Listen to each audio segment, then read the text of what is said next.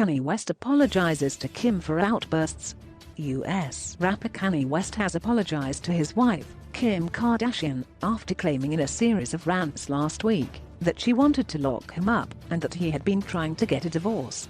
Kanye's Twitter fingers were hot during his rants last week, but the star has since cooled down and returned to the platform over the weekend to apologize for his previous comments. "I would like to apologize to my wife Kim for going public with something that was a private matter," he said. He acknowledged he had hurt Kim and asked her forgiveness. "I did not cover her as she has covered me. To Kim, I want to say I know I hurt you. Please forgive me. Thank you for always being there for me."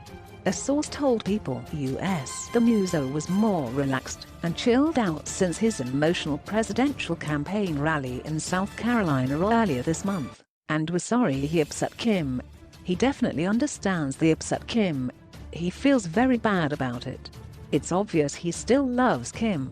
Kim broke her silence on the state of her marriage last week, posting a statement on Instagram Live asking fans to be compassionate and empathetic to Kanye's struggles with bipolar disorder.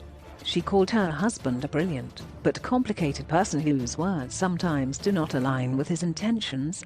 Meanwhile, TMZ reported that Kanye visited a hospital over the weekend to be treated for anxiety.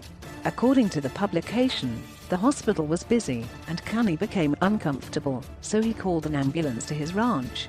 He was later treated and it was determined he was not in danger.